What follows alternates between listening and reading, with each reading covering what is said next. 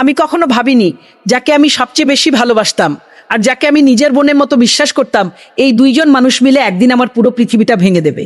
একজন আমার স্বামী, যার সাথে 7 বছর ধরে সংসার করেছি, প্রতিটা সুখ দুঃখ একসাথে পার করেছি। আর আরেকজন আমার সবচেয়ে কাছের বান্ধবী, যাকে আমি নিজের জীবনের প্রতিটা গোপন কথা বলতাম।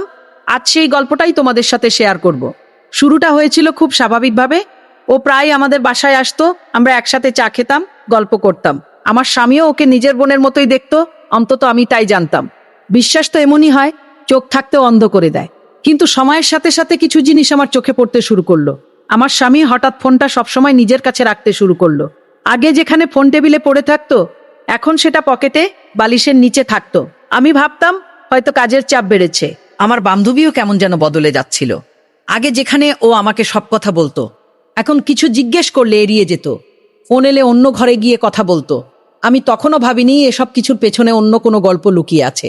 একদিন রাতে আমার স্বামী গোসল করতে গিয়েছিল, ফোনটা রুমেই পড়েছিল। হঠাৎ একটা মেসেজ এলো, স্ক্রিনে ভেসে উঠল। মনটা কেমন যেন খচখচ করতে লাগলো। শেষ পর্যন্ত ফোনটা হাতে নিলাম, আর সেখানেই আমার জীবনের সবচেয়ে বড় ধাক্কাটা অপেক্ষা করছিল। মেসেজগুলো ছিল আমার বান্ধবীর নাম্বার থেকে। কথাগুলো এমন ছিল যা কোনো বন্ধুত্বের মধ্যে থাকার কথা না।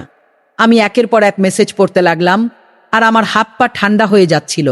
মাসের পর মাস ধরে চলা একটা সম্পর্কের প্রমাণ ছিল সেই ফোনে। আমার পৃথিবীটা মুহূর্তে থমকে গেল। আমি স্তব্ধ হয়ে বসেছিলাম বিছানায়।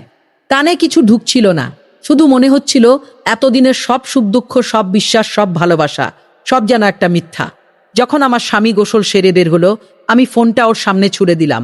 শুধু জিজ্ঞেস করলাম, কতদিন ধরে চলছে এসব? ও প্রথমে অস্বীকার করার চেষ্টা করলো।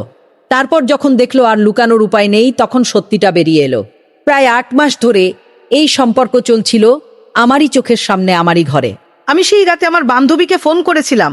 ও ফোন ধরেই কান্না শুরু করলো, ক্ষমা চাইতে লাগলো।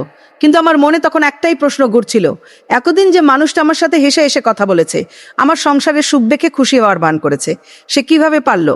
পরের কয়েকটা দিন ছিল আমার জীবনের সবচেয়ে কঠিন সময়। ঘুম হতো না, খাওয়া হতো না।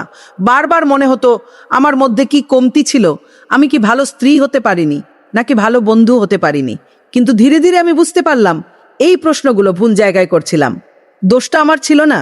যে মানুষ বিশ্বাসঘাতকতা করে, সমস্যাটা তার মধ্যে, আমার মধ্যে না।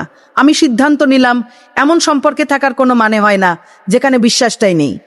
পরিবারের অনেকে বোঝানোর চেষ্টা করেছিল, সংসার ভাঙতে নেই, মানিয়ে নাও। কিন্তু আমি জানতাম, নিজেকে সম্মান দিতে হলে এই সিদ্ধান্তটা আমাকে নিতেই হবে। আজ আমি একা দাঁড়িয়ে আছি, নতুন করে জীবন শুরু করেছি। কষ্টটা এখনো আছে, কিন্তু সেই সাথে একটা শক্তিও পেয়েছি।